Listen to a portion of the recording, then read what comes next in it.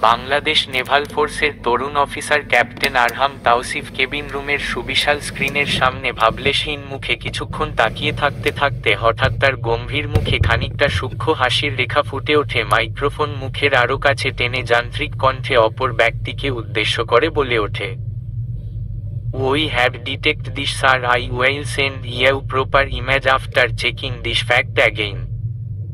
ওপাশ থেকে হাস্যোজ্জ্বল কণ্ঠস্বর ভেসে এলো, "bravo young man, I am proud of you." Rear admiral Mostafa Kamal চৌধুরীর উষ্ণ প্রশংসাসূচক বাক্য যুবকটিকে স্পর্শ করতে পারল কি না তা বোঝার বিন্দুমাত্র অভিব্যক্তি তার চেহারায় প্রকাশ পেল না। পাশ থেকে সহকর্মী আফান হাতে কয়েকবার তুড়ি বাজাতে বাজাতে বলে উঠল, "লিটারেল শিপ মনে হচ্ছে, আর একটু কাছে আসলে রাডার প্রপারলি ক্যাচ করতে পারবে।" নীরব সম্মতি দিয়ে কিবোর্ডে ব্যস্তভাবে টাইপ করতে লাগলো আরহাম। "টাস্ক তো প্রায় কমপ্লিট ক্যাপ্টেন, ফিউচার প্ল্যান কি ভাবছেন?" আরহামের কৌতুকপূর্ণ কথায় হো হো করে হেসে উঠল আফান সিদ্দিকী। "আপাতত আপনার বিয়ের দাওয়াত বাদ দিয়ে অন্য কিছু ভাবতে পারছি না। আমাদের তো উইকেট পড়েই গেছে মিস্টার আরহাম তাওসিফ, এবার বলুন ফিউচার প্ল্যান কি থাকতে পারে?" স্ক্রিন থেকে নজর না সরিয়ে মুচকি হাসল আরহাম। সচরাচর তাকে খুব কম হাসতে দেখা যায়। সহকর্মীর উত্তর শোনার জন্য উন্মুখ মুখে কৌতূহল বাড়াতে সে বলে ওঠে, "এই মুহূর্তে ফিউচার প্ল্যান বলতে বাড়ি ফেরা।" আফান সিদ্দিকী পূর্বের ন্যায় বলে ওঠে, "তাহলে ক্যাপ্টেনের জীবনে ছন্দপতনের খানিক হলেও আভাস পাচ্ছি।" জবাব দিতে গম্ভীর মুখে আবারও সূক্ষ্ম হাসির রেখা দেখা যায় আরহামের। "Best of luck junior. জীবনে চলার পথে প্রত্যেকটা জিনিসের স্বাদ নিতে হয়, একঘেয়ে জীবনেরও একান্ত কিছু চাওয়া পাওয়া আছে বুঝলে। তবে মোস্তফা স্যারের মেয়েকে নিয়ে তুমি ভাবতে পারো।" এ পর্যায়ে আফান সিদ্দিকীর দিকে মুখ তুলে তাকায় ক্যাপ্টেন আরহাম তাওসিফ। মানসপটে ভেসে উঠে সপ্তাহখানিক আগের বিশ্রী দৃশ্য। নিজ কক্ষে অযাচিতভাবে আগমন ঘটেছিল সিনিয়র অ্যাডমিরাল মোস্তফা কামালের একমাত্র কন্যা ইলোরার। আকস্মিক এমন আগমনে স্তব্ধ হয়েছিল ক্যাপ্টেন আরহাম তাওসিফ। পরক্ষণেই মেয়েটির তরফ থেকে এসেছিল অজ্ঞাত অভিমানে জর্জরিত অনুযোগ, যে জিনিসটিকে নিজ কর্তব্যের বাইরে বরাবরই ঘৃণা করে এসেছে সে। ইলোরার অনাকাঙ্ক্ষিত পাগলামির জেরে বেশ বেগ পেতে হয় তার। জেনারেলের একমাত্র আদরের দুলালির স্রেফ আবেগের বশে কান্নারত অবস্থায় একজন পুরুষকে জড়িয়ে ধরাটা কখনোই স্বাভাবিকভাবে নিতে পারেনি আরহাম। শুধুমাত্র তার পিতার বিশ্বস্ততায় নিজ রাগকে কঠিনভাবে দমন করে পরিস্থিতি নিয়ন্ত্রণ করেছিল সে।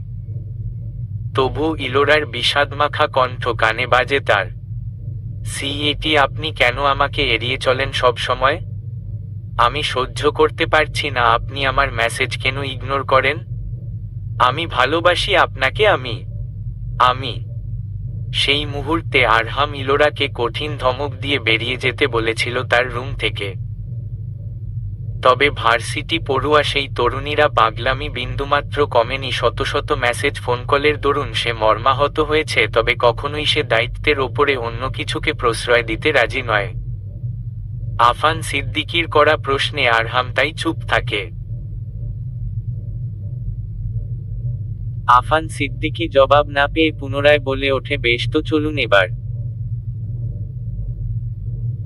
কর্তব্যরত রুমের রিভলভিং চেয়ারে বসা যুবকটি এবার উঠে দাঁড়ালো। তৃতীয় তলার নিজ কক্ষে প্রবেশমুখে বেশ কয়েকবার ফোনের ভাইব্রেশন অনুভব করে সে। বুটের দৃঢ় শব্দ খানিক থামিয়ে স্ক্রিনের নাম দেখে অত্যন্ত বিনীত হয় সে।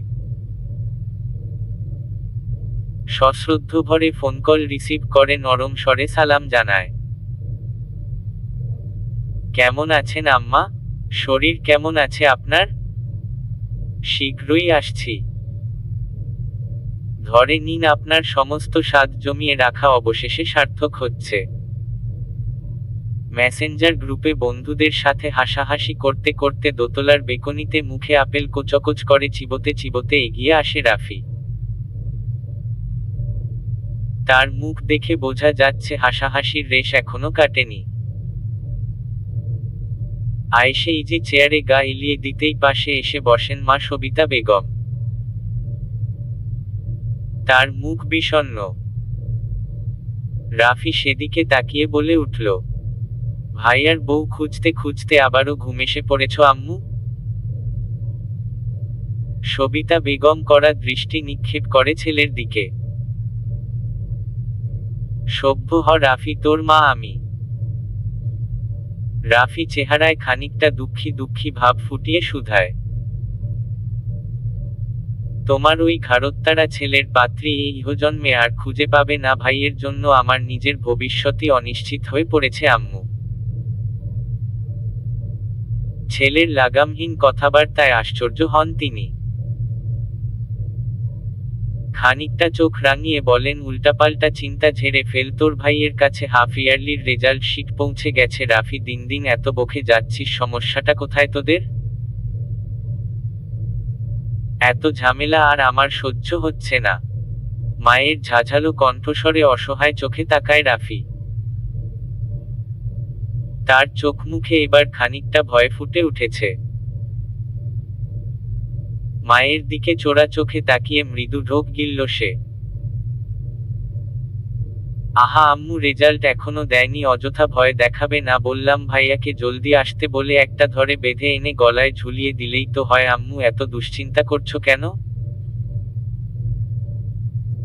সবিতা বেগম এবার কিছু মনে পড়ার ভঙ্গিতে খানিকটা নরম হলেন, যেন শান্তস্বরে ছেলের দিকে তাকিয়ে বললেন, এমনি একটা না রাজকন্যাই ঝুলিয়ে দেব, এবার সন্ধ্যায় তৈরি হয়ে থাকিস। রাফি তোরাক করে লাফ দিয়ে ওঠে। মানে সত্যিই কি রাজকন্যা পেয়ে গেছো আম্মু? প্রায় সন্ধ্যা পরপর কলিং বেলের আওয়াজে সরব হয়ে ওঠে তালুকদার ভিলার ড্রয়িং রুম থেকে। তড়িৎ গতিতে এগিয়ে যায় বাড়ির কর্ত্রী যুথিকা বেগম। দরজা খুলতেই ওপাশ থেকে আসা সবিতা বেগমের সাথে উষ্ণ আলিঙ্গনে আবদ্ধ হন দুজন। তোফায়েল তালুকদার পেছনের তরুণটিকে সহাস্যে মুখে ভেতরে নিয়ে আসেন। একে একে উপস্থিত হন বাড়ির অন্যান্যরা। সোফায় বসিয়ে বাল্যবান্ধবীর সাথে খোশগল্পে মেতে ওঠেন যুথিকা বেগম। এক পর্যায়ে সবিতা বেগম তরুণ তরুণীদের পরিচয় করিয়ে দেন। ছেলেটি সাথে সালাম দেয় সবাইকে, আমার ছোট ছেলে ইশতিয়াক রাফি, এইবার সেকেন্ড ইয়ারে। তোফায়েল তালুকদার হেসে বলে ওঠেন, বাহ, তাহলে তো আমার মেয়ের সাথেই। রাফি পিটপিট করে তাকিয়ে বলে ওঠে, আঙ্কেল কই আমাদের ভাবিকে তাহলে ডাকেন? মুহূর্তেই রুমজুড়ে হাসির রোল পড়ে যায়। সবিতা বেগম পিঠ চাপড়ে দেন ছেলের। ও একটু বেশি বাচ্চামো করে। পরক্ষণেই যুথিকা বেগমকে উদ্দেশ্য করে বলেন, তা কই আমার ছেলের বউটা কই? ডাক তোর রাজকন্যাকে। যুথিকা বেগম হেসে এগিয়ে যান মেয়ের রুমের দিকে। তোফায়েল তালুকদার স্মিত হেসে সবিতা বেগমের দিকে তাকান। চায়ের কাপ হাতে তুলে দিতে দিতে বাকেলাপ জুড়ে দেন, তা ভাবি ছেলেটা আসছে কবে? অনেকদিন দেখি না। তার দেখা মেলা বড্ড ভার, বেয়াই সাহেব এই না পেল মাত্র 7 দিনের ছুটি, তবে এবার তাকে বউ সমেত পাঠাচ্ছি। আপনার ভাই চলে যাওয়ার পর এত দায়িত্বভার তার, তবে নিজের টুকুই কেবল বাঘ। তোফায়েল তালুকদার এক পর্যায়ে কণ্ঠ পরিবর্তন করে বলেন, আমার মেয়ে ননির পুতুল বেআইন পড়াশোনা আর ঘুমানো ছাড়া দুনিয়ার কোনো কৌতূহল তার কাছে পাবেন না। আপনি সবই জানেন, তবে আপনার ছেলেটার বেশ অসুবিধাই হবে ওকে নিয়ন্ত্রণ করতে। সবিতা বেগম প্রাণখোলা হাসেন, মোটা ফ্রেমের চশমাটা ঠিক করে জবাব দেন, ভাইজান, ওর জন্মের পর আমার মেয়ে হিসেবেই দেখেছি। ঢাকা থেকে আসার পর আমার বাবাটা যখন ক্যান্টনমেন্ট চলে গেল, তারপর থেকে তো আমার একলা দিনগুলোতে যুথি আর আপনার সেই এতটুকুন মেয়েটা ছিল। জানেন, কশ্চিনকালেও আমি ভাবিনি একরোখা ছেলেটা আমার কাছে তার জেদি মেজাজ ছেড়ে বিয়েতে সম্মতি দেবে। মাঝরাতে আমার সাথে কথা শেষে ফোন রাখার মুহূর্তে সে যদি বলে ওঠে তার ইচ্ছা সে মাথা পেতে নেবে, সে কথা শুনে চুপ থাকতে পারি? এত খুশি হয়েছি বলেন, এত তাড়াহুড়ো করছি তবুও আমার হৃদয় প্রশান্তি। যুথিকা বেগম মেয়ের রুমে নক করতেই জেরিনের গলা শোনা যায়, চাচি দাঁড়াও আরেকটু, তোমার মেয়েকে নিয়ে আসছি আমি। কোনো চিন্তা করো না, ও বিয়ে না করলে আমি নিজে।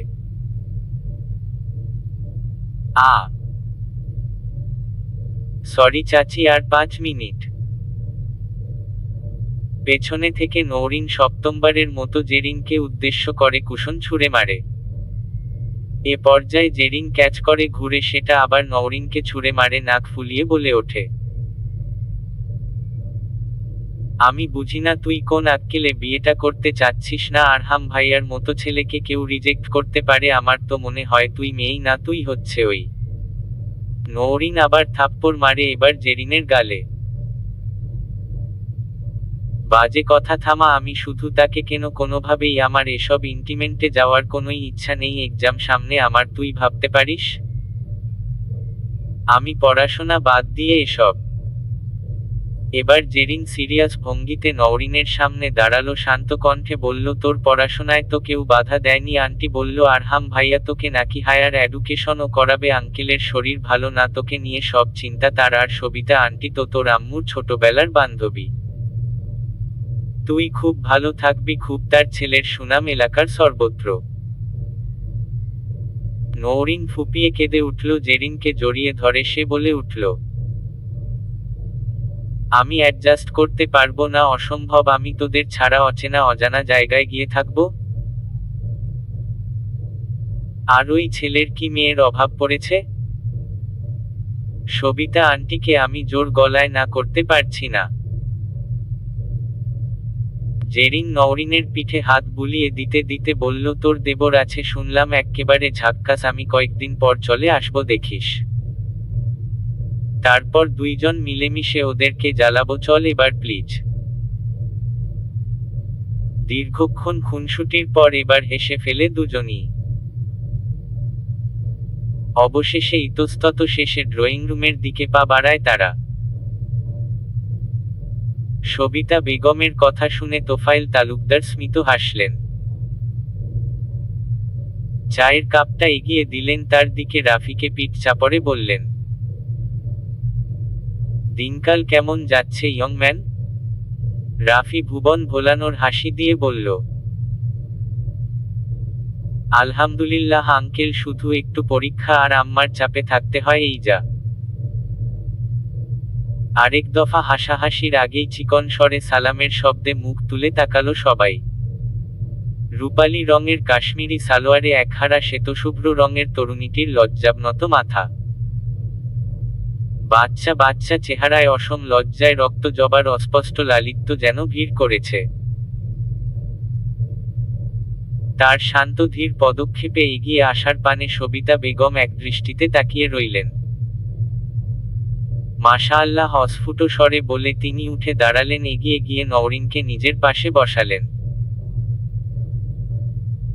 সবিতা বেগম নওরিনের হাত ধরলেন, মিষ্টি করে হেসে নরম স্বরে শুধালেন, আমার পুত্রবধূ কেমন আছে? লজ্জায় অবনত নওরিন অস্পষ্ট কণ্ঠস্বর তাদের কান পর্যন্ত পৌঁছালো কি না অনুধাবন করা গেল না। সম্পূর্ণ অপরিচিত এ সম্বোধনে তার হৃদয়ে উথালপাথাল ঢেউ খেলে যায়, সমগ্র শরীরে মৃদু কম্পন অনুভব করে সে। সত্যিই কি সেই অচেনা অজানা নৌ ক্যাপ্টেনের সাথে তার পরিণয় হচ্ছে?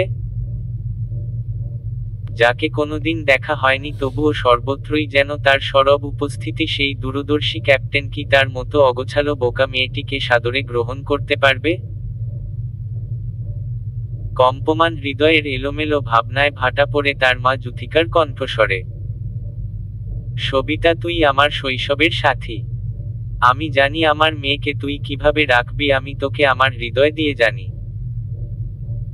তোর ছেলেটাকে কেউই নাগালে পায়নি। তোরা ঢাকায় চলে যাওয়ার পর সেই এই বাসায় আসা ভুলে গেলি। তারপর তো শেষ বছর 2 আগে ছেলেটাকে দেখেছিলাম।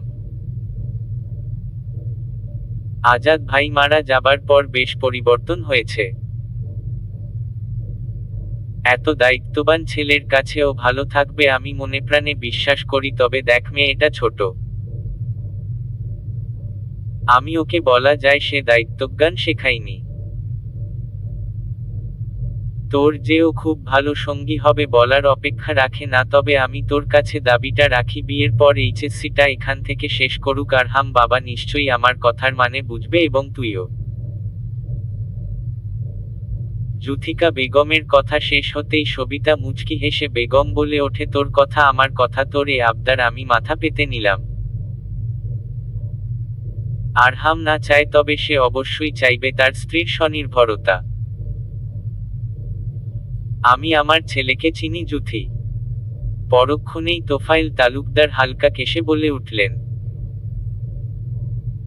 বিয়েটা হোক, আরহাম বাবা এই বাড়িতে আসুক, ওরা ছুটিটা আপনাদের এখানকার বাসায় কাটাক, আমরা তো আছি আপা, তারপর না হয় পরীক্ষাগুলো এখান থেকে শেষ করুক। সবিতা বেগম যেন সন্তুষ্ট হলেন। খানিকটা শব্দ করে হেসে আলহামদুলিল্লাহ বলে উঠলেন। ঘরের সবার মুখে হাসি ফুটে উঠল এবার।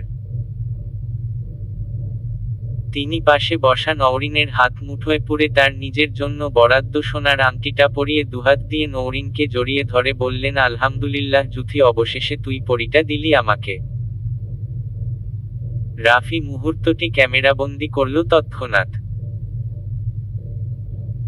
হোয়াটসঅ্যাপে নির্দিষ্ট নাম্বারে ছবি দুটো সেন্ড করে ক্যাপশনে লিখল, ভাই অবশেষে তোমার পরি তোমাকে এনে দেবার ব্যবস্থা করতেছে আম্মা, কিন্তু আমাকে কবে চোখে পড়বে তোমাদের? তোমরা এই নিষ্পাপ শিশুটির প্রতি অবিচার করছো। গভীর নীল সমুদ্র তটে ভেসে বেড়ানো জাহাজের নিস্তব্ধ কেবিনে দাঁড়ানো সুদর্শন ক্যাপ্টেন আরহাম তাওসিফ নোটিফিকেশনের শব্দে ছবিটি ওপেন করল। অতি সন্তর্পণে ছবিটি জুম করে বেশ খানিকটা সময় নিয়ে লজ্জামিশ্রিত বাচ্চা চেহারার মেয়েটিকে দেখল সে। চিরচেনা পেশাদারিত্বের আড়ালে তার অভিব্যক্তিহীন চৌকশো মুখে একটা অদ্ভুত তৃপ্তির হাসি ফুটে উঠতে দেখা গেল। অস্ফুট স্বরে আওড়ালো সে, really will you be my স্রোতস্বিনী? পরপর আবারও নোটিফিকেশনের ঝড়ে সে দেখতে পেল অ্যাডমিরাল কন্যা ইলোরা আনার কয়েক শব্দের বিষণ্ণ মেসেজ। ক্যাপ্টেন, আমাকে একটাবার ভালোবাসা যায় না? ইলোরা আনা সদ্য ভার্সিটিতে পা দেয়া বিডি নেভাল অ্যাডমিরাল মোস্তফা কামাল চৌধুরীর একমাত্র কন্যা, যার জীবনে না পাওয়া শব্দটি নেই। নেই মানে নেই। মা হারা মেয়েটির সমস্ত চাওয়া পাওয়া মোস্তফা কামাল নিজ গরজে না চাইতেন পূরণ করেছেন। আমেরিকান মায়ের কিছুটা ধাঁচ তার মধ্যে লক্ষ্য করা যায়। বিলাসবহুল জীবনে তার ভারসাম্য ততক্ষণ পর্যন্ত ছিল যতক্ষণ পর্যন্ত না বাবার অফিসের গেট টুগেদার পার্টিতে একজোড়া নীলাভ চোখের সম্মুখীন হতে হয় তাকে।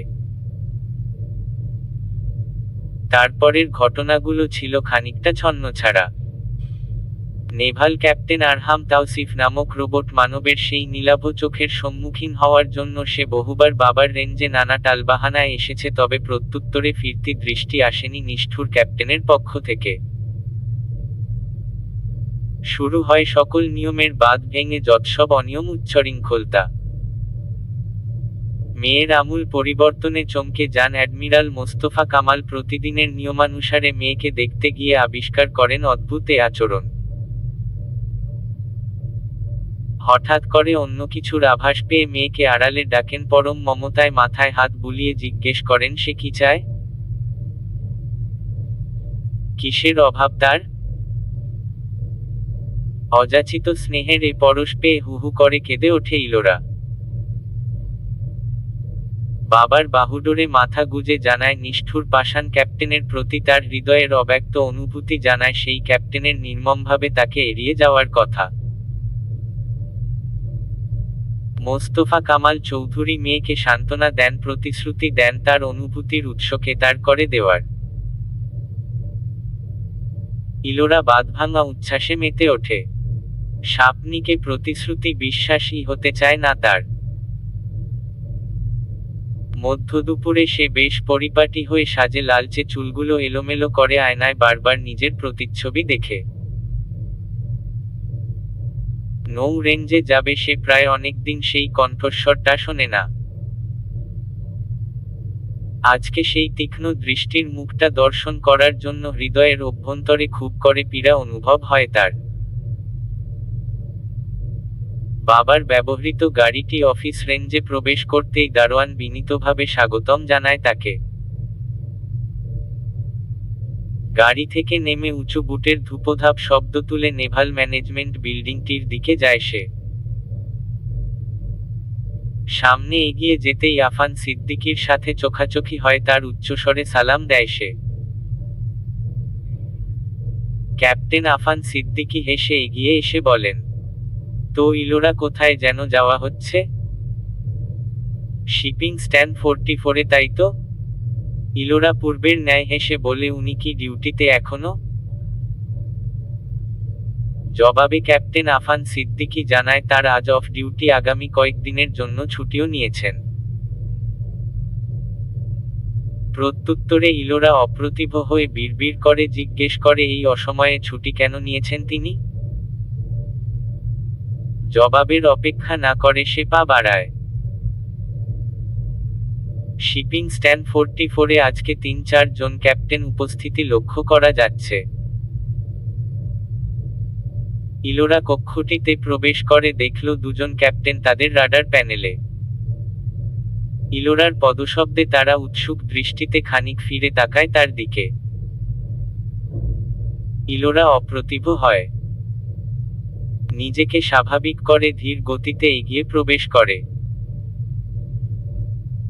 তার উপস্থিতি প্রায়জনের কাছে নিত্যনৈমিত্তিক ব্যাপার বলা যায়। ভেতরের সবগুলো কেবিন সরু চোখে পরখ করে, দৃষ্টিটা যেন নিজের দিকেই ফিরে এলো শেষমেশ। Senior admiral S M Arafat রহমানকে দেখা যাচ্ছে। তিনি হাস্যোজ্জ্বল মুখে এগিয়ে আসছেন। ইলোরা মৃদু ঢোক গিলে হাসি হাসি মুখ করে তাকালো তার দিকে।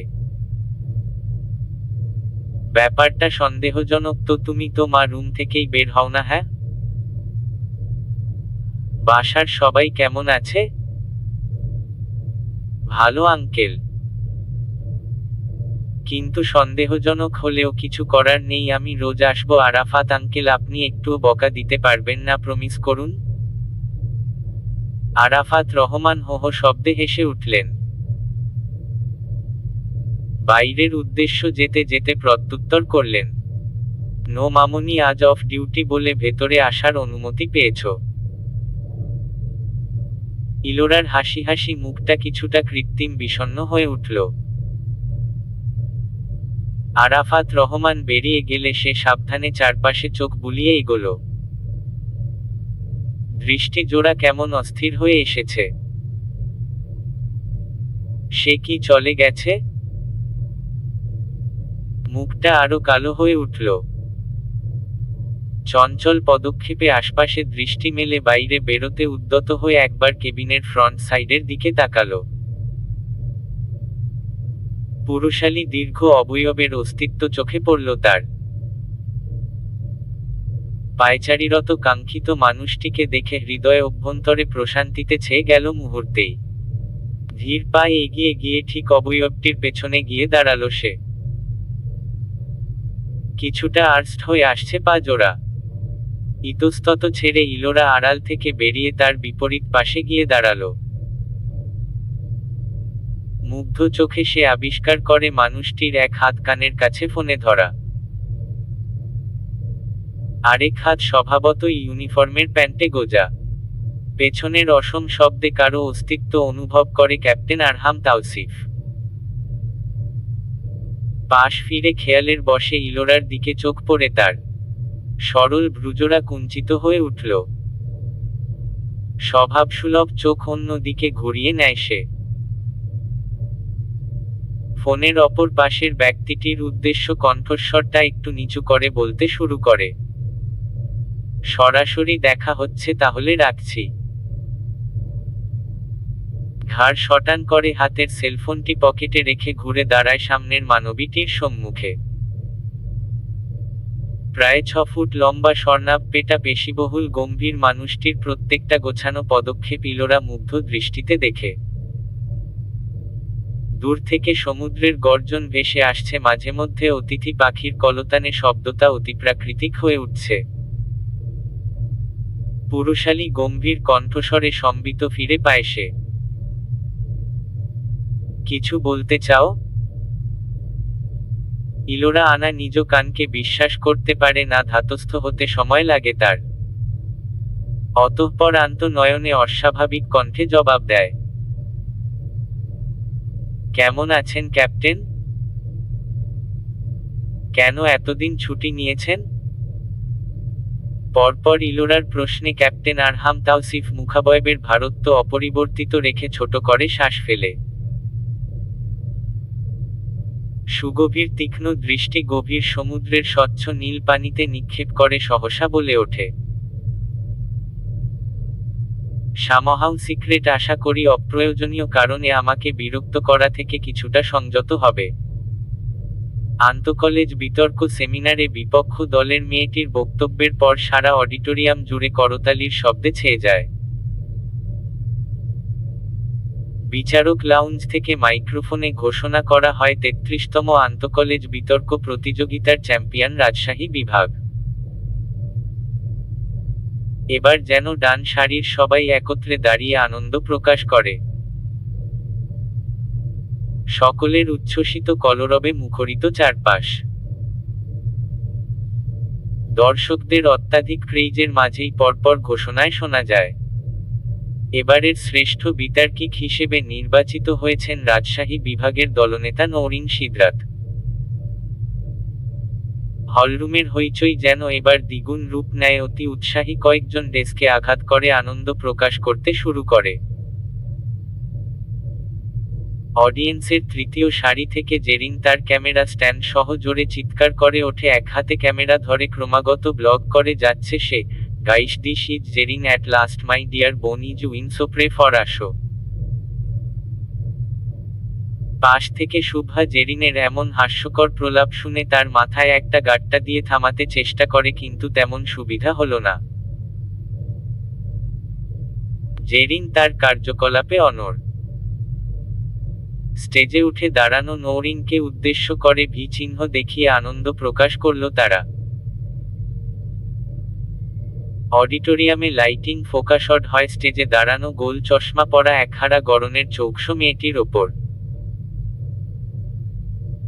অসংখ্য ছেলেমেয়েদের উচ্ছ্বাসে মুখরিত হয়ে ওঠে সারা অডিটোরিয়াম। গলায় মেডেল ঝুলিয়ে চ্যাম্পিয়ন ব্যানার গায়ে জড়িয়ে নেমে আসতেই বন্ধুবান্ধবরা জেকে ধরে তরুণীটিকে। ক্লাসমেটদের অসংখ্য কনগ্র্যাচুলেট সাদরে গ্রহণ করে, হাত নাড়িয়ে এক প্রকার শান্ত করে সবাইকে। বিব্রত মুখে ছোট্ট হাসি ফুটিয়ে বাকিদের সামলিয়ে এগিয়ে যায় বামদিকের সারিতে দাঁড়ানো সঙ্গীদের কাছে। এগোতেই জেরিন দৌড়ে ক্যামেরা হাতে এসে নওরিনের মুখে মাঝারি সাইজের একটা মিষ্টি পুরে দেয়। সহাস্য মুখে মিষ্টি খেতে খেতে নওরিন জেরিনের উদ্দেশ্য জোরে বলে ওঠে, এক্সপেরিয়েন্সটা খারাপ ছিল না, তবে অনর্থক চিৎকার করেছিস তোরা, কথা না বাড়িয়ে দয়া করে বের হ। দম বন্ধ হয়ে আসছে এত ভিড়ে।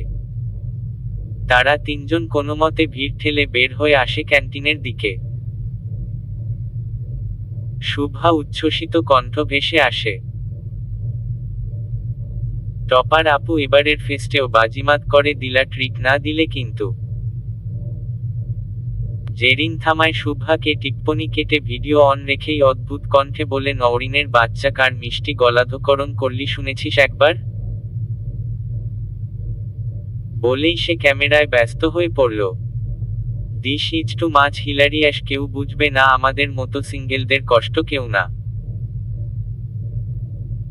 পরপর এমন কথার আক্রমণ আর জেরিনের উদ্ভট সব কাজকর্মে দীর্ঘশ্বাস ফেলে নওরিন। কে পাঠিয়েছে মিষ্টি? তোর হবু শাশুড়ি, তুই চ্যাম্পিয়ন হয়েছিস সেই উপলক্ষে সর্বপ্রথম কনগ্র্যাচুলেট সে করবে, নুহাসকে দিয়ে মিষ্টি পাঠিয়েছে আমার কাছে। মুখ ঘুরিয়ে আবার সে ক্যামেরায় বকতে থাকে,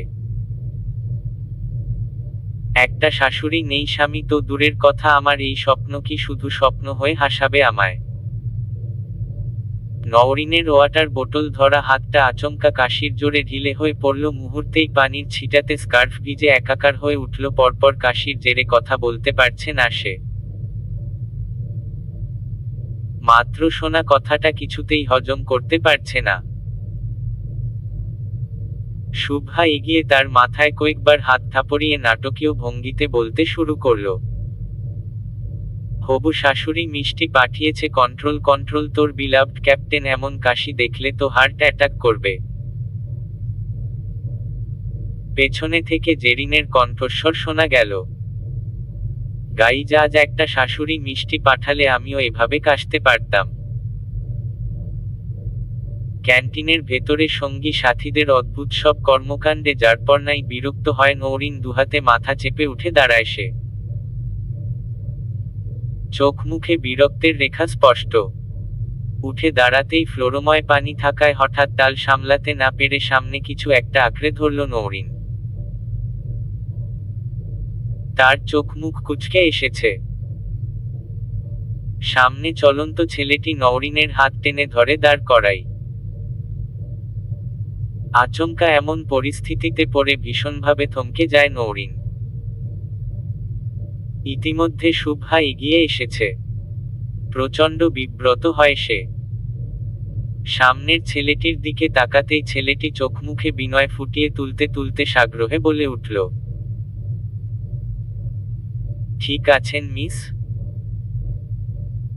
লাগেনি তো? বিব্রত মুখে তৎক্ষণাৎ জবাব দেয় সে, জি না। ফ্লোরে পানি ছিল। সরি। ব্যাপারটা বিব্রতকর।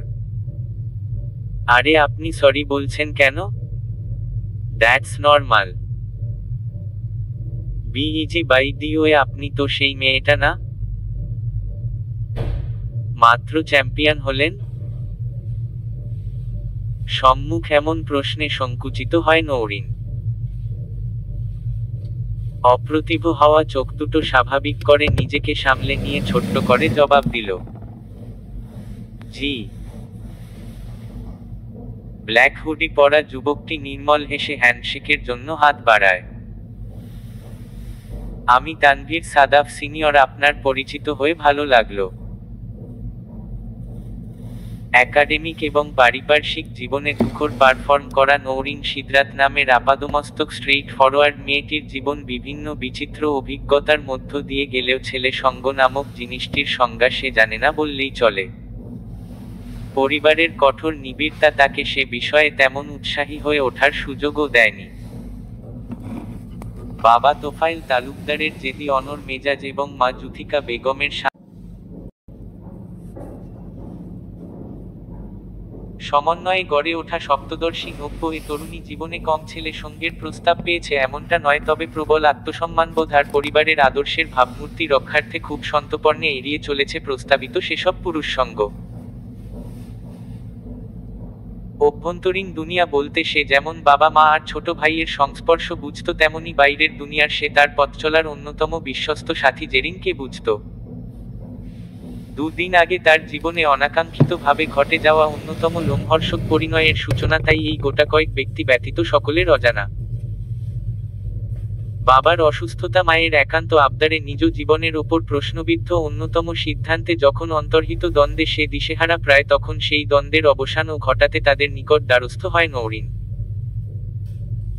পরপর ছুড়ে দেয় তাদের নিকট তার সীমাহীন বেদনায় জর্জরিত প্রশ্ন।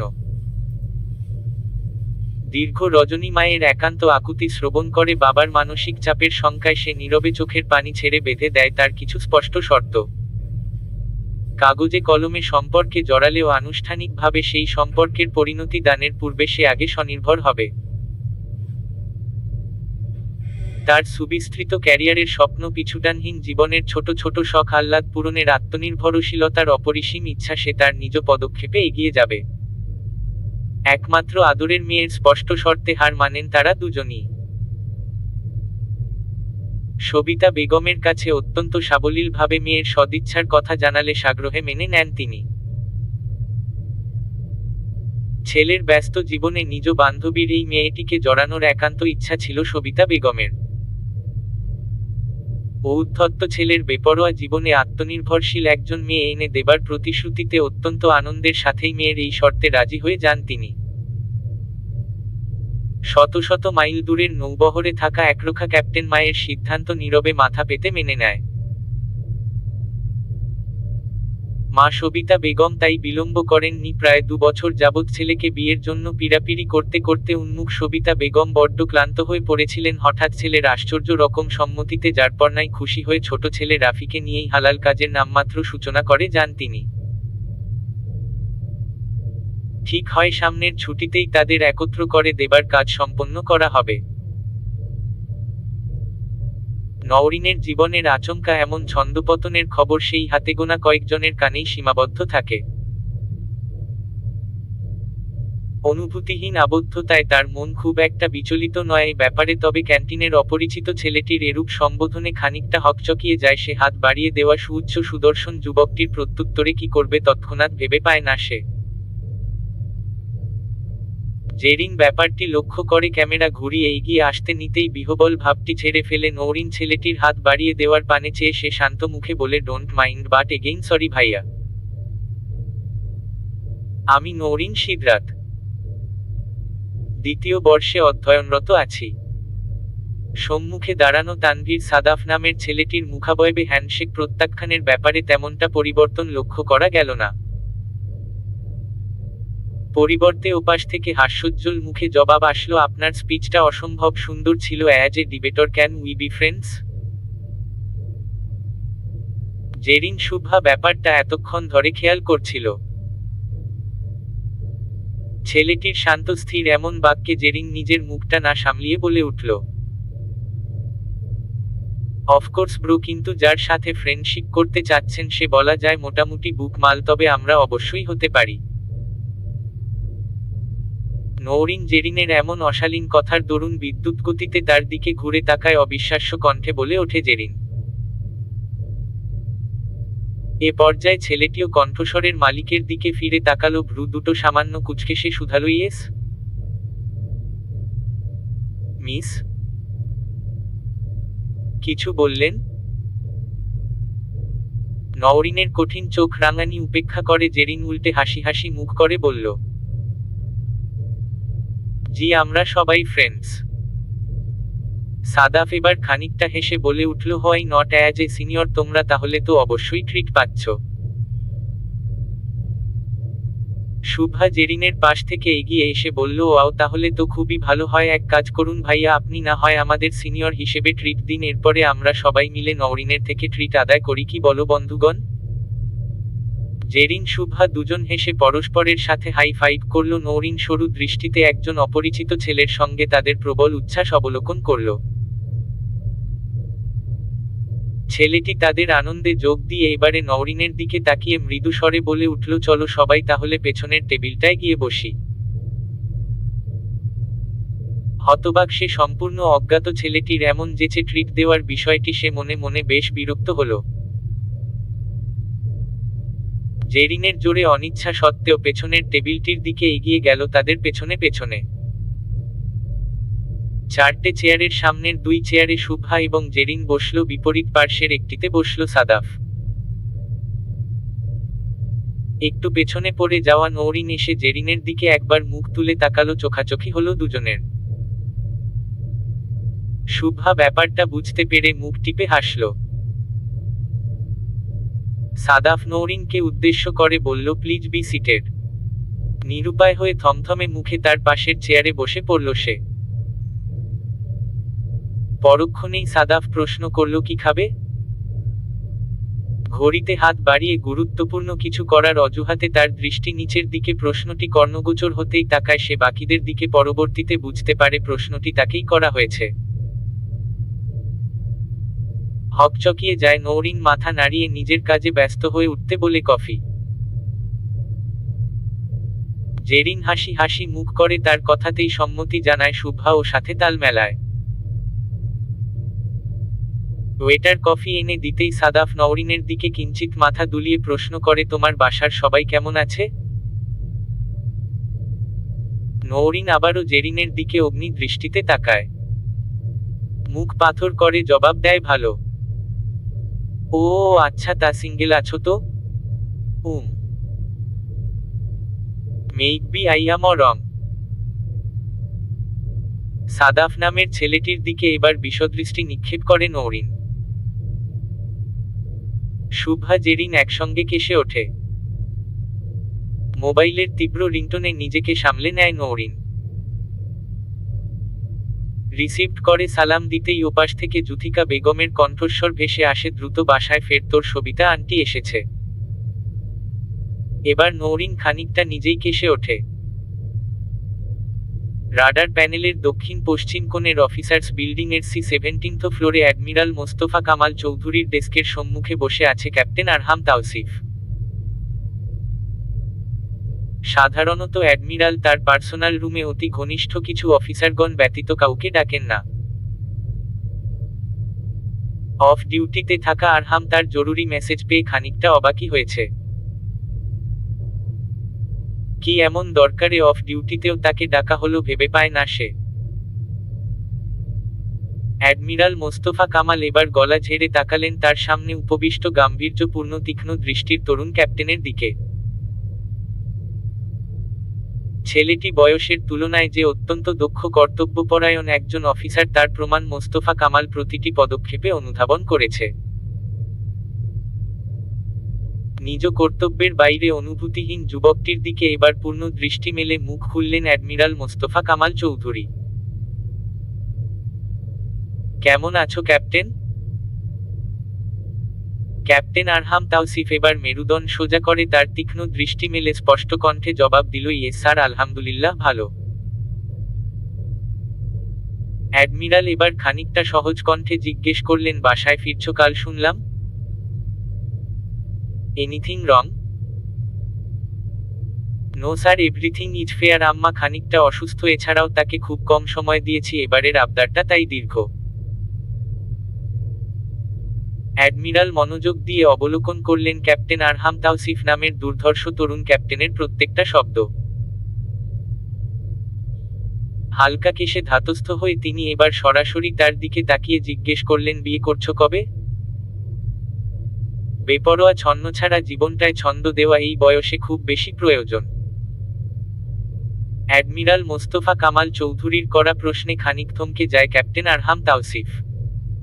তার জরুরি মেসেজের ভিত্তিতে সে অন্য কিছু আশা করেছিল।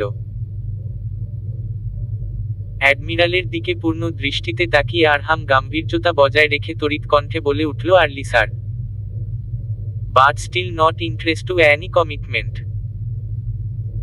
অ্যাডমিরাল জবাব শুনে হাসলেন, বোধ হয় এমন কিছুই আশা করেছিল সে। নরম গলায় পুনরায় জিজ্ঞেস করলেন, ইলোরার ব্যাপারে কি ভাবছ? ক্যাপ্টেন আরহাম তাওসিফ এবার শীতল দৃষ্টিতে তাকালো অ্যাডমিরাল মোস্তফা কামালের দিকে। তার কাছে সবটা পরিষ্কার হয়ে উঠল। অতি সন্তর্পণে দীর্ঘশ্বাস ফেলে সে বলে উঠল, she is your only one daughter sir.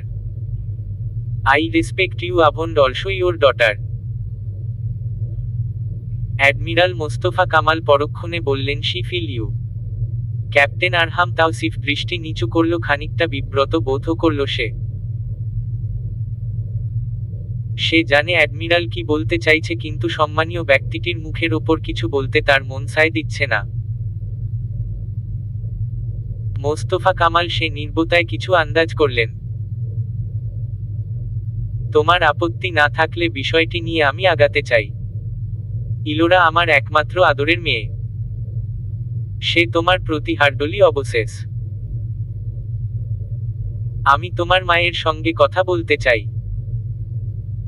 Captain Arham Tawsif কিছু বলার আগেই অ্যাডমিরাল মোস্তফা কামাল চৌধুরীর ব্যক্তিগত টেলিফোনটি তারস্বরে বেজে উঠল।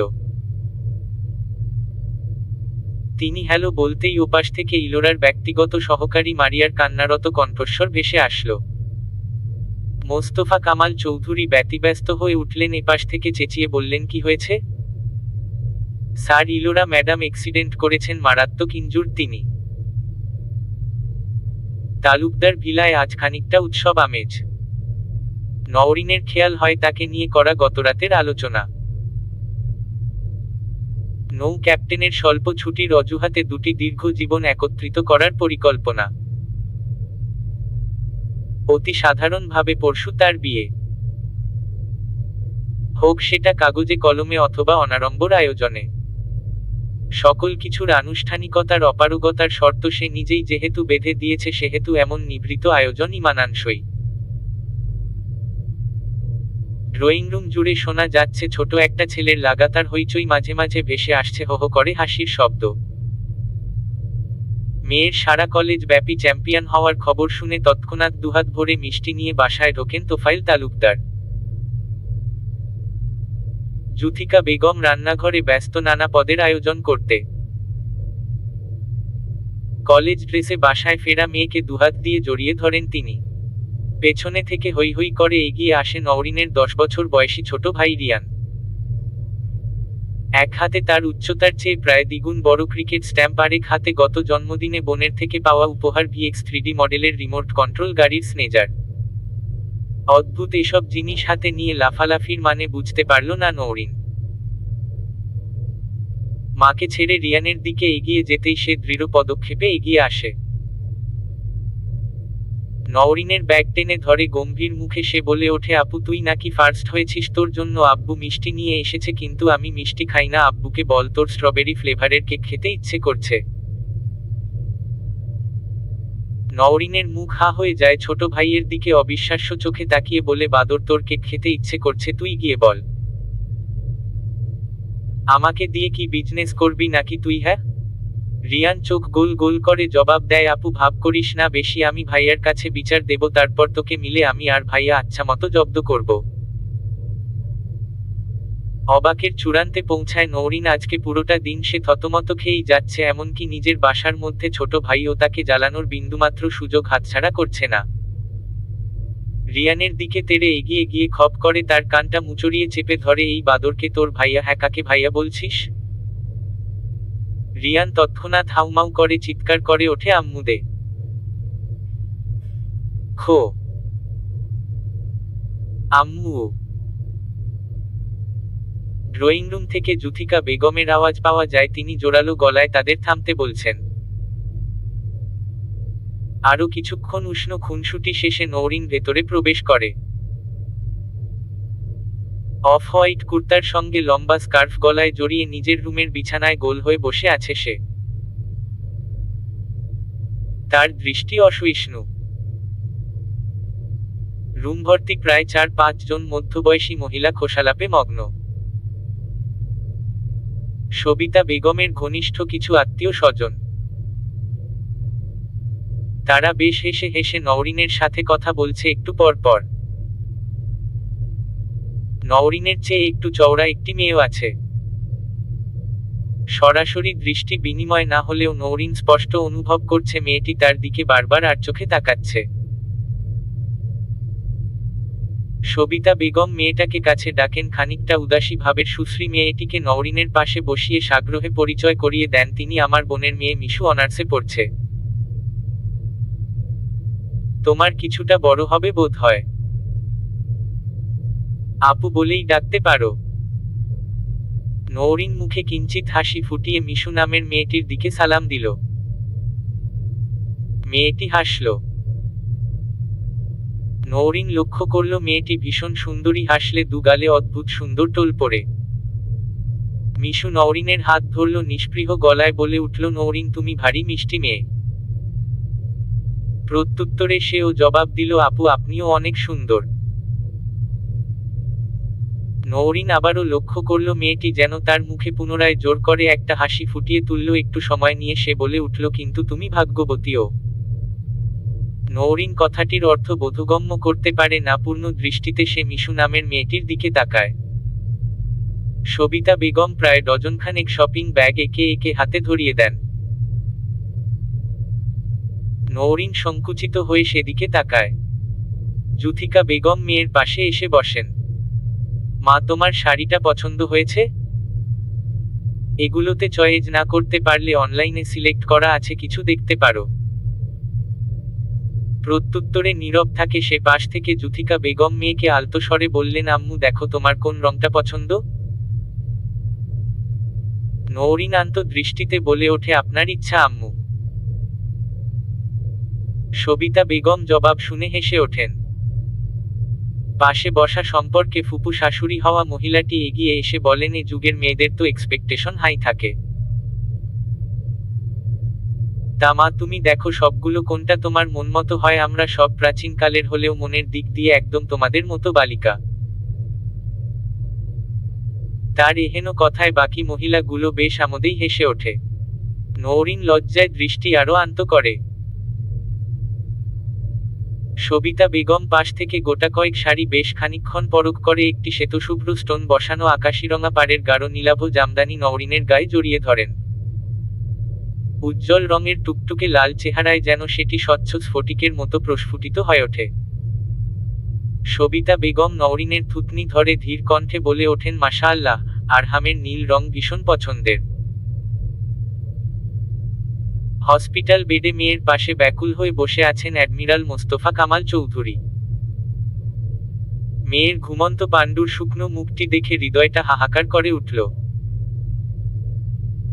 ভার্সিটি থেকে ফেরার পথে মেইন রোডে বেপরোয়া কারের সাথে ইলোরার কারটির সংঘর্ষ হয়। লোমহর্ষক এই অ্যাক্সিডেন্টে ব্যাকইয়ার্ডে থাকা ইলোরার ডান হাত মারাত্মক ইনজুর্ড হয়। ভাগ্য জোরে বেঁচে যায় সে। প্রায় 7 ঘন্টা পর জ্ঞান ফেরে ইলোরার। মাথার কাছে বাবাকে দেখে ফুপিয়ে কেঁদে ওঠে সে। অ্যাডমিরাল মোস্তফা কামাল নিজেকে সংযত রাখতে পারেন না। মেয়ের মাথা বুকে জড়িয়ে হুহু করে কেঁদে ওঠেন তিনি। মেয়ের মাথায় হাত বুলিয়ে জিজ্ঞেস করেন, কষ্ট হচ্ছে? ইলোরা কান্না থামিয়ে মাথা নাড়ানোর চেষ্টা করে। মোস্তফা কামাল মেয়েকে পরম মমতায় সান্ত্বনা দেন। পর মুহূর্তে কেবিনে কারো পায়ের আওয়াজ শোনা যায়। অ্যাডমিরাল মোস্তফা কামাল মাথা ঘুরিয়ে দেখেন দরজা ঠেলে ক্যাপ্টেন আরহাম তাওসিফ এগিয়ে আসছে। একটু আগে প্রায় তার সহকর্মীদের বেশ কয়েকজন এসে দেখা করে যায়। বাবার রেঞ্জের পরিচিত মুখ ইলোরা। সকলেই এসে তাকে খুব করে সান্ত্বনা দিয়ে গেছে, সুস্থতা কামনা করে গেছে। কিন্তু অসার নিস্তেজ দেহের মেয়েটির চোখ যেন ব্যাকুল হয়ে একটা মুখের খোঁজ করে গেছে। ইলোরার চোখ বোঝা ডক্টর বারবার নোটিশ করে গেছেন প্যাশেন্টকে কোনোভাবেই অস্থির করা যাবে না। আরহাম এগিয়ে মোস্তফা কামালের নিকট আসলে সে তাকে ইশারায় পাশের চেয়ারটিতে বসতে বলেন।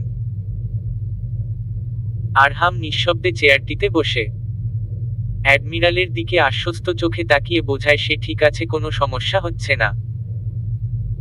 অ্যাডমিরাল মোস্তফা কামাল চেয়ার ছেড়ে উঠে দাঁড়ান। মেয়ের মাথায় চুমু এঁকে দিয়ে কিছু একটা ভেবে দরজার দিকে উঠে যান তিনি।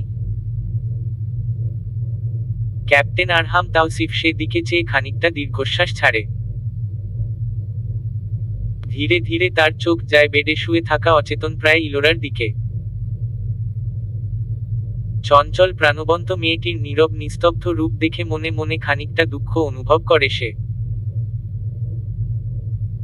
শান্ত দৃঢ় কণ্ঠে সে ডেকে ওঠে, ইলোরা। নড়াচড়ার কোনো চিহ্ন না দেখে সে পুনরায় পূর্বের ন্যায় ডেকে ওঠে, ইলোরা। অবচেতন মন অনাকাঙ্ক্ষিত কোনো কিছুর আওয়াজ অনুভব করে। মস্তিষ্ক সচল হয়ে ওঠে। ধীরে ধীরে চোখ মেলে তাকায় ইলোরা। প্রায় মিনিট দুয়েক সেভাবেই তন্ময় হয়ে তাকিয়ে থাকে। যখন অনুভব করে এটা স্বপ্ন নয় সত্যি, তখন তার মুখবায়বে অস্পষ্ট প্রশান্তি খেলে যায়। ক্লান্ত দৃষ্টি মেলে বহুল আকাঙ্ক্ষিত সেই পুরুষটির সুশ্রী মুখপানে চেয়ে থাকে সে। যন্ত্রণাদায়ক সে কষ্টও যেন আশীর্বাদ থেকে তার কাছে। ক্যাপ্টেন আরহাম তাওসিফ তার মুগ্ধ দৃষ্টি উপেক্ষা করতে গিয়ে মনে মনে ভীষণ কেঁপে ওঠে। একটি প্রাণবন্ত মনকে দলিত করতে গিয়ে খানিকটা মুষড়ে পড়ে সে। নিজের গাম্ভীর্যতা ভেদ করে চেহারায় সামান্য মমত্ববোধ ফুটিয়ে সে জিজ্ঞেস করে, এখন কেমন অনুভব করছো? ইলোরা হৃদয় প্রশান্তির আরেকটি ঢেউ অনুভব করে। শুকনো লালিত্যময় ঠোঁট দুটো নাড়িয়ে সে কিছু একটা বলতে চেষ্টা করে। অস্পষ্ট স্বরে আরহাম শুনতে পায়, আপনি কেমন আছেন? অন্তর্দ্বন্দ্বে জর্জরিত ক্যাপ্টেন আরহাম তাওসিফ ইলোরার নিস্তব্ধ ভগ্নপ্রায় অবস্থা দেখে ভাবে এখন এই মুহূর্তে অব্যক্ত তিক্ত অমোঘ কথাগুলো বলা ঠিক হবে না, তবুও কথাগুলো বেশ গুরুত্বপূর্ণ। একজন মেয়ের জীবনকে সে অনিশ্চয়তার মুখে ঠেলে দিতে পারে না। তার অগোছালো বেপরোয়া জীবনে যেমন কোনোদিন ইলোরার জন্য বিন্দুমাত্র কোনো অনুভূতি অনুভব করেনি, তেমনিভাবে তার অনিশ্চিত জীবনের সঙ্গে জড়িয়ে গেছে আরও একটি অবুঝ মেয়ের জীবন, যার দায়িত্বভার গ্রহণ করতে হবে ক্যাপ্টেন আরহাম তাওসিফের, অথচ সেই আড়ালে থাকা মেয়েটি বড্ড অজানা তার। মায়ের সাথে কথা বলতে গিয়ে তার সম্বন্ধে খুব কম জানাই হয়েছে, অথবা সে নিজেই আগ্রহবোধ করেনি, কারণটা সে স্পষ্ট অনুধাবন করে মায়ের পীড়াদায়ক স্বীকারোক্তির বাস্তব রূপদান। তাকে চুপ থাকতে দেখে ইলোরা কিছু একটা বলার চেষ্টা করে। আরহাম তার দিকে মনোনিবেশ করতেই ইলোরা ভাঙা গলায় বলে ওঠে, আমি আপনার কাছে একটা জিনিস আবদার করতে পারি? আরহাম শীতল দৃষ্টিতে তাকায় তার পানে, হৃদয় তার অসহায়ত্ববোধ। কানে আসে তার অবুঝ তরুণীরা কাঁপা কাঁপা অস্পষ্ট কণ্ঠস্বর, আজকে এখানে থেকে যান ক্যাপ্টেন, বাসায় ফেরা কি খুব বেশি জরুরি? স্বল্প সময়ের জীবনে হৃৎপিণ্ড থেমে যাওয়ার পূর্ব মুহূর্ত পর্যন্ত মানুষ স্বপ্ন দেখে আশা রাখে, অপেক্ষা করে। বিপরীত মানুষটির স্পষ্ট অভিব্যক্তি অনুধাবন করেও বুনে যায় নানা জল্পনা কল্পনার জাল। অর্থহীন অদ্ভুত সেসব কল্পনার নির্মাতাও যেমন সেই মানুষটি নিজে হয়, ঠিক একইভাবে সেই কল্পনার পৃথিবী থেকে নিজ আত্মার সম্পর্ক শুধুমাত্র সেই ছিন্ন করতে পারে। নানামুখী সেই জীবনে নেমে আসে কত শত অগ্রহণযোগ্যতার সুস্পষ্ট ঘোষণা, কিংবা সহজ নির্লিপ্ততায় উপেক্ষার সরল প্রকাশ। তবুও কি স্বপ্ন দেখা থেমে থাকে? জীবনের অন্তিম মুহুর্মুহু সময় পর্যন্ত যেন সেই অপেক্ষারা অপেক্ষা করতে প্রস্তুত। ইলোরা আনা তাই নিদারুণ আবেগের বশে ক্যাপ্টেনের কাছে নিজের হৃদয় মেলে ধরে, নিষিদ্ধ এক আকুতি জানালেও মনেমনে সে ছিল দারুণ শঙ্কিত। সে নিশ্চিতভাবে জানত আপাদমস্তক অপরিসীম দৃঢ়তায় মোড়ানো আরহাম তাওসিফের মতো একজন সুচিন্তনীয় বিবেকবান মানুষ কখনোই তার এই আকুতির জবাব দেবে না। বাস্তবতায় ঘটলও তাই। সেই পূর্বের ন্যায় শীতলভাবে প্রত্যাখ্যাত হল ইলোরা, তবে এবারের প্রত্যাখ্যানে ইলোরা সম্ভবত কম বিচলিত হয়েছে, কারণ সে তার মাঝে এক অদ্ভুত দৃষ্টি দেখেছে। তার জন্য হতে পারে দৃষ্টিটি অসহায়ত্বের কিংবা অপারগতার, কিন্তু তার সেদিকে চেয়ে মনে হয়েছে ক্যাপ্টেন আরহাম তাওসিফ তাকে কিছু বলতে চেয়েছে বারবার। সর্বদা উপেক্ষিত তরুণীরা কাছে কি এমন বলার উন্মুক্তা ইলোরা ভেবে পায় না।